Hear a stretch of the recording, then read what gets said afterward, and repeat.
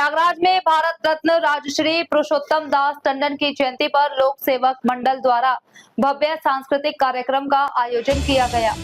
कार्यक्रम का शुभारंभ उनके चित्र पर माल्यार्पण एवं दीप प्रज्वलन के साथ हुआ। मुख्य अतिथि उत्तर प्रदेश लोक सेवा आयोग के सदस्य प्रोफेसर हरीश प्रताप सिंह ने कहा कि राजश्री पुरुषोत्तम दास टंडन का जीवन राष्ट्र सेवा, त्याग और सामाजिक उत्थान का प्रेरणादायी उदाहरण है। उन्होंने हिंदी को राज्य भाषा का समापन दिलाने में टंडन जी के ऐतिहासिक योगदान को भी याद किया।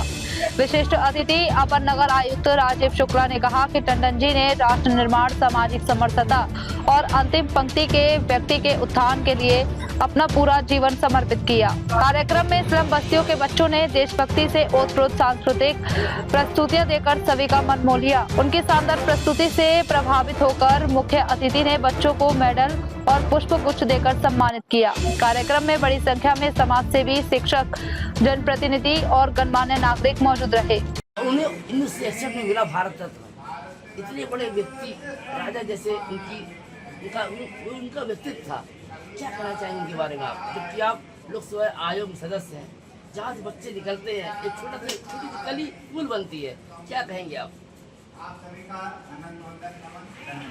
ये जो लोक सेवक मंडल है जी, इसकी स्थापना लाला लाजपत राय जी ने और उनके सामने एक भारत का पूरा दृश्य था कि भारत में रहने वाले लोगों के व्यक्तित्व में ऐसा विकास किया जाए जो व्यक्ति समष्टि और परमेष्टि तक पहुँचे। इसलिए जब तक हम सेवा मंडल के द्वारा समाज के निचले स्तर तक रहने वाले लोगों के शिक्षा, संस्कार और स्वास्थ्य की चिंता नहीं करेंगे, तब तक यह देश, राष्ट्र, समाज समृद्धि करने वाला नहीं है। इस दृष्टि से यह जो सेवा मंडल है उसके अंतर्गत यहाँ जो केंद्र है राजेश टंडन सेवा मंडल के नाम से, जो प्रयागराज में और दूर दराज के ऐसे अभावग्रस्त क्षेत्रों में, सेवा बस्तियों में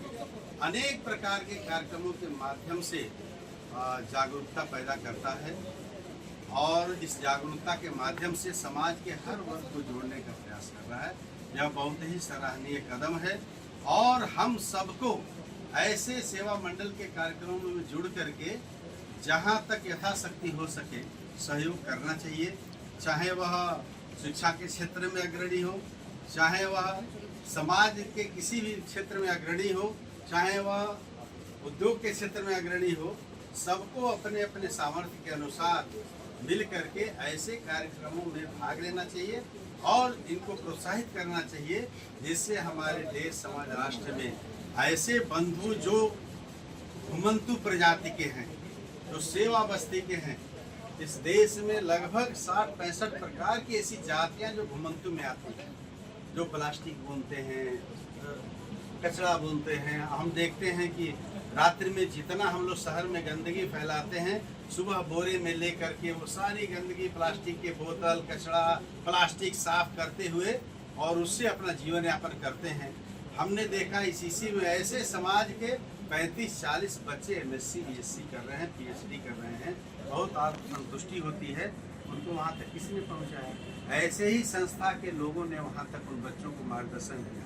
हजारों लाखों की संख्या में समाज के लोग ऐसे सेवा बस्ती के बच्चों को शिक्षा दे करके डॉक्टर, इंजीनियर, प्रोफेसर, समाजसेवी, नेता, ऐसे नेतृत्व करने वाले लोग दे रहे हैं। इसलिए आज के अवसर पर मैं राजेश पुरुषोत्तम दास टंडन जी के चरणों में श्रद्धा सुमन अर्पित करता हूँ और समाज से यह अपेक्षा करता हूँ कि ऐसे महापुरुषों से प्रेरणा लेकर के यथाशक्ति संभव हो सके कार्य करना चाहिए। कि जो युवाओं की जो सर्वोच्च इच्छा होती है वो रोजगार परक शिक्षा जब होती है, तो उसके बाद जब आप जहाँ बैठे हैं वहाँ से उनकी शिक्षा पूर्ण होने के बाद उनकी शुरू होती है परीक्षा।